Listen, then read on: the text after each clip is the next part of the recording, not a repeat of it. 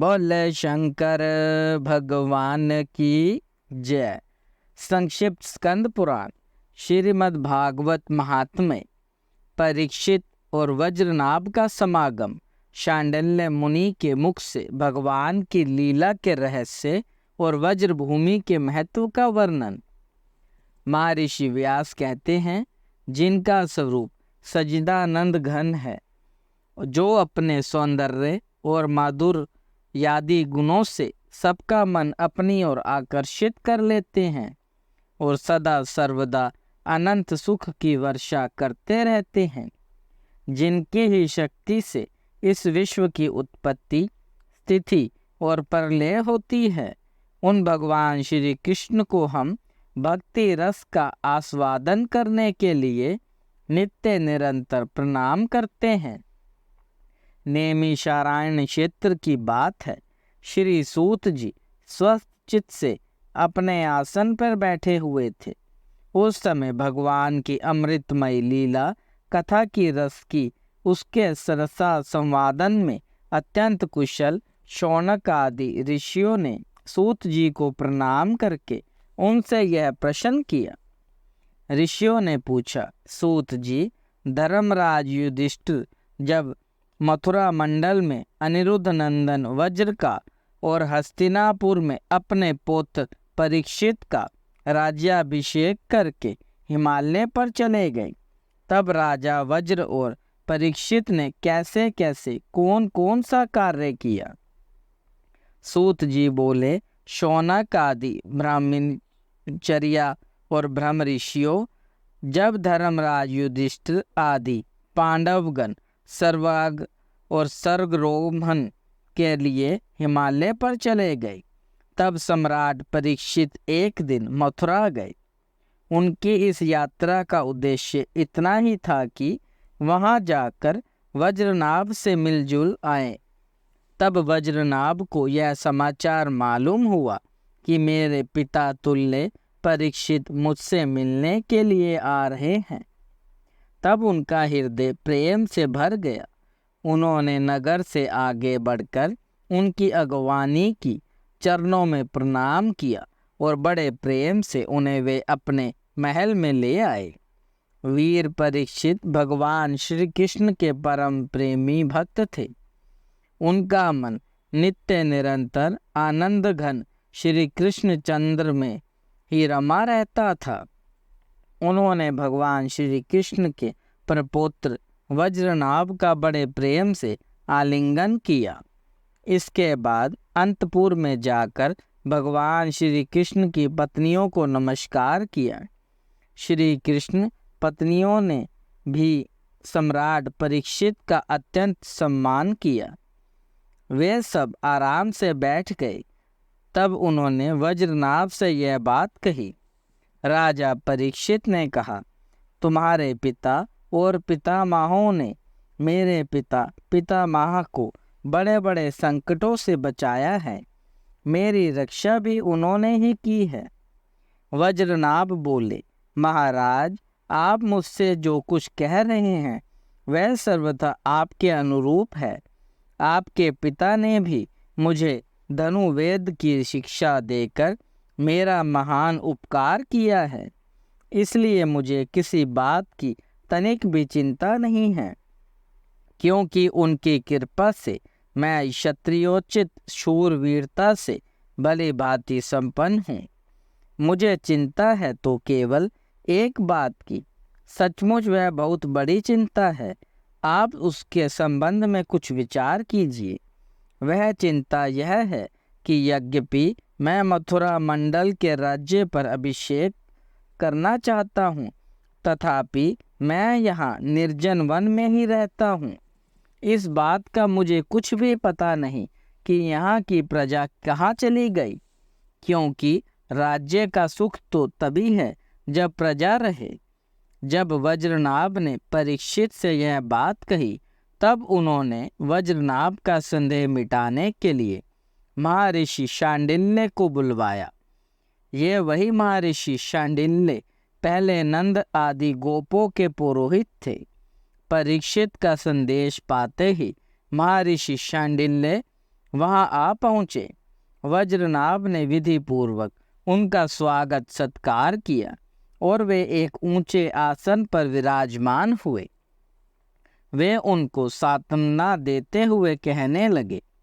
शांडिल्य जी ने कहा, प्रिय परीक्षित और वज्रनाभ, मैं तुम लोगों से वज्र भूमि का रहस्य बतलाता हूँ, तुम एकाग्र होकर सुनो। वज्र शब्द का अर्थ है व्यापक होने के कारण ही इस भूमि का नाम वज्र पड़ा है। सत्व रज तम इन तीन गुणों से अतीत जो पर ब्रह्मा है वही व्यापक है, इसलिए उसे वज्र कहते हैं। वह सदानंद स्वरूप परम ज्योतिर्मय और अविनाशी है। जीवन मुक्त पुरुष उसी में स्थित रहते हैं। इस पर ब्रह्मा स्वरूप वज्रधाम में नंदन नंदन भगवान श्री कृष्ण का निवास है। उनका एक एक अंग सच्चिदानंद स्वरूप है। वे आप्त काम है। प्रेम रस में डूबे हुए रसिक जन ही उनका अनुभव करते हैं। काम शब्द का अर्थ है कामना, अभिलाषा। वज्र में भगवान श्री कृष्ण के वांछित पदार्थ हैं। गौवें, ग्वालपाल और गोपियां आदि सब उनके साथ लीला विहार आदि वे सब के सब यहाँ नित्य प्राप्त करते हैं। इसी से श्री कृष्ण को आप्त काम कहा गया है। भगवान श्री कृष्ण की यह रहस्य लीला प्रकृति से परे है। वे जिस समय प्रकृति के साथ खेलने लगते हैं उस समय दूसरे लोग भी उनकी लीला का अनुभव करते हैं। प्रकृति के साथ होने वाली लीला में ही रजोगुण, सत्वगुण और तमोगुण के द्वारा सृष्टि, स्थिति और प्रलय की प्रतीत होती है। इस प्रकार यह निश्चय होता है कि भगवान की लीला दो प्रकार की है, एक वास्तविक और दूसरी व्यवहारिक की।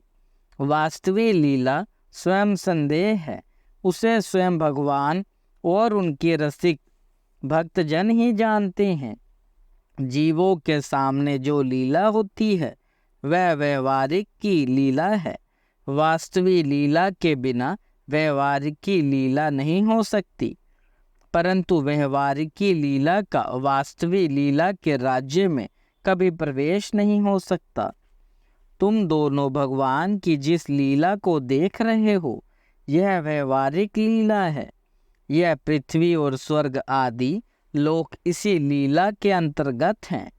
इसी पृथ्वी पर यह मथुरा मंडल है। यहीं पर वज्र भूमि है जिसमें भगवान की वह वास्तविक रहस्य लीला गुप्त रूप से सदा होती रहती है। वह कभी कभी प्रेम पूर्ण हृदय वाले रसिक भक्तों को सब ओर दिखने लगते हैं।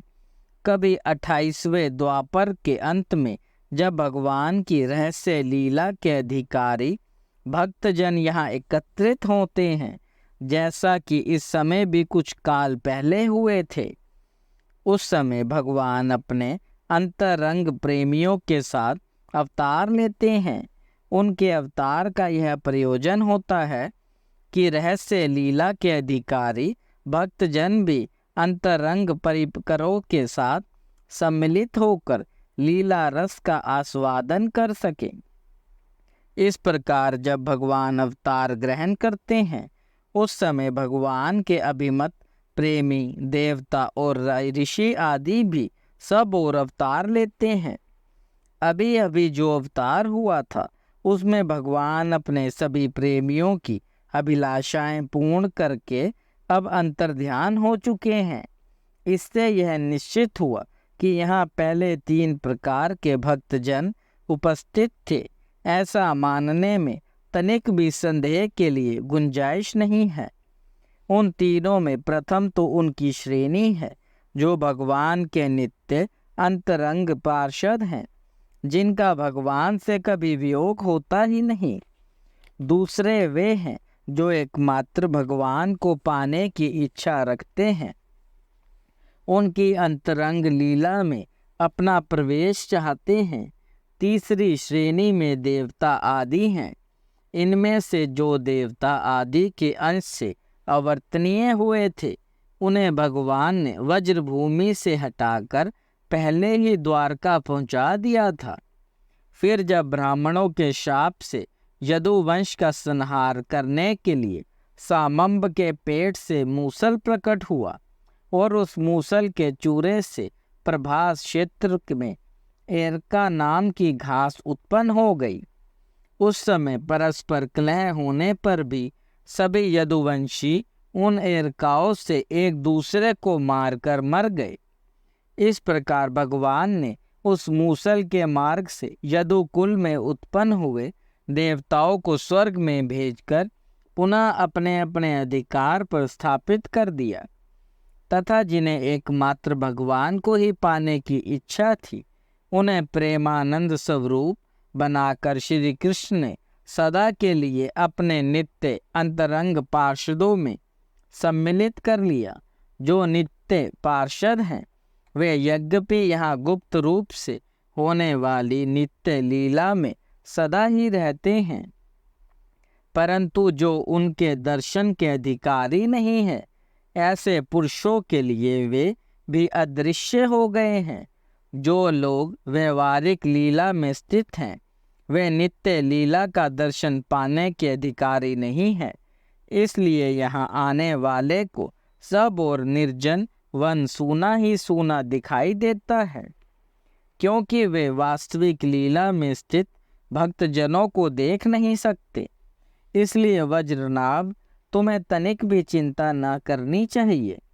तुम मेरी आज्ञा से यहाँ बहुत से गांव बसाओ, इससे निश्चय ही तुम्हारे मनोरथ की सिद्धि होगी।